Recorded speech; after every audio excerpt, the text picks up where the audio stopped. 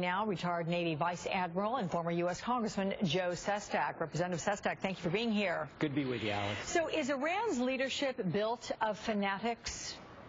Look, there is, without any question, the president is one.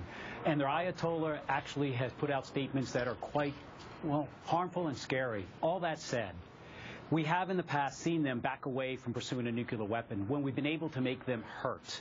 And that is what we're trying to do here without having to go take our military option off the table, have it on the back of the table, and to be able to make their economy drop as it has in terms of the inflation going out of sight, in terms of unemployment skyrocketing, in order for it not to be able, as it can't today, sell its oil to the breadth that it wants to. And this is important because no one has laid out well the consequences, the dimensions of the consequences of a strike, either by Israel or by the United States, and they are immense. And prior to putting our men and women into harm's way in a very challenging situation with implications that can go around this world, we should make sure that we're trying to, that we can make them hurt by our economic, diplomatic, and financial sanctions, and that's what we're trying to do wisely. Sir, this is a war-weary country. Do you believe the U.S. really go to war with Iran if they built a nuclear weapon? I think that, as the president said, we are not going to rule out the military option. But Mr. Netanyahu has said that they can have the material ready to go in about 6 months. It would take them another 6 to 8 months before they could even begin to place it together in the configuration of a bomb and then mate it to a missile or some aircraft that might be able to drop it off. We have a true window of opportunity here. But you've asked a very important question. If they do have a nuclear weapon, the implications in terms of blackmail are immense. And that is why he hasn't taken it off the table. And it will take a commander-in-chief, a president, to explain why it may well be in our interest a year and a half from now in order to do a strike as surgical as possible, keeping in mind that even the United States, with the breadth of its assets and the depth that we would have to of strike after strike to get past the air defenses, to get deeply buried targets, that we could probably put their nuclear capability, their nuclear program out of whack for only about 4 years.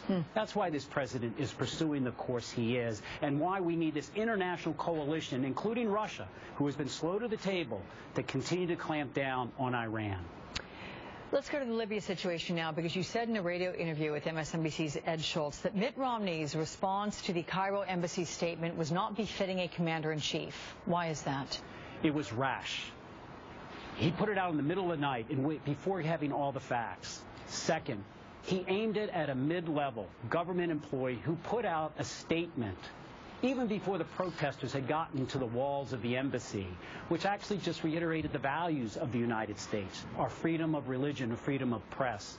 In my mind, a person who wants to assume commander-in-chief has to, that they are resolute, but they are also determined to make sure they put out a thoughtful approach that absolutely says, first and foremost, the Constitution demands the security of our land, which includes our embassies overseas.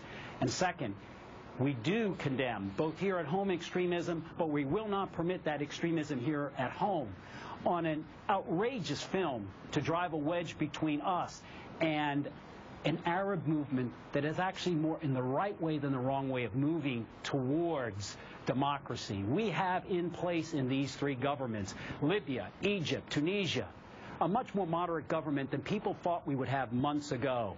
And while we do have to come down hard on Egypt particularly, that with Turkey can become two bastions of a moderate Islamic democratic government that can help assume a partnership for the challenges of the Arab world in concert with us, that president did not condemn the security of where he didn't protect us, our embassy, but did protect Syria's embassy just a week prior. So I'm talking about, once more, the right approach of a thoughtful way of carrots and sticks. And Mr. Romney didn't demonstrate that when he not only shot too rashly, but he didn't even shoot at the right target. He actually went below his weight. He was punching below it. Do you think overall, though, sir, that Mitt Romney's response puts him in a worse light than President Obama, whose embassies around the world have become scenes of violent protests, flags being burned, walls breached?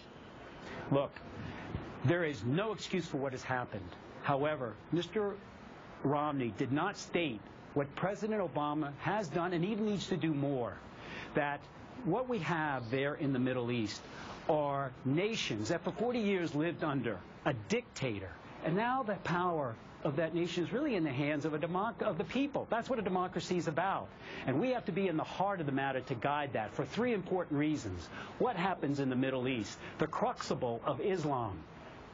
Ex-global interest worldwide. You saw even demonstrations, not just in Pakistan, Indonesia, but in Australia. Second, it's the energy source for the majority of the oil of the world, for a large part of the oil of the world for everyone. And third, and this is most important also, we have implacable foes, much as you just began this this interview with, Iran, that is opposed to us. This president has us positively engaged there, not just in a whack-a-mole way with our military, but with the other elements of our wonderful power, our values, that they look to us.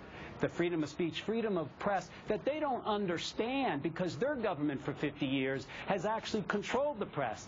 The continuance of our engagement by wonderful employees of our government, like Ambassador Stevens, which we should be praising our government employees more than condemning them all the time, and giving them the adequate resources, is how we have to remain engaged. And Mr. Romney didn't even speak of any of that in his statement so far. We had yet more incidents of the green on blue shootings in Afghanistan this weekend, green being military parlance for the indigenous forces, blue being its own.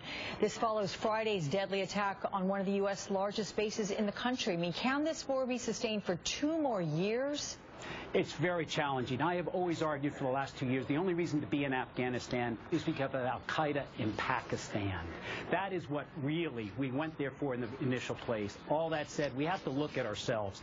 25,000, minimum 25,000 recruits were taken in, if not more, without, as you probably read by I think it was the GAO report, the correct type of follow-on in terms of investigation of who they are and what they are and keeping a close eye on that. We are now going back and re-looking at all those individuals. No, I would argue that our interest is leaving behind just some modicum of stability in Afghanistan. We went there after 9/11 for one reason, the decimation of Al-Qaeda that's in Pakistan. So our interest really Pakistan, leaving a strong democracy, which is very challenging, I give you, there, and making sure that we are able, as we withdraw, to go in and get them, as this president has done, even more than George Bush, of violating their airspace if they won't do it with our drones. In short, it isn't Afghanistan, I would argue, Alex. It is Al-Qaeda and terrorists around the world where this president has, and give him credit, and George Bush did good work, too, of going after them to protect us. And now we have to handle this Arab Spring, which I would argue is more in the right direction because it's towards a democracy, and change them from the crony capitalism they had under Mubarak and others into a capitalist democratic society, because then we are more secure and prosperous when they are. Former Representative Joe Sestak, sir, you have an open invitation to come back anytime. I appreciate your conversation. Great to be with you, Alex. Thank you. Now to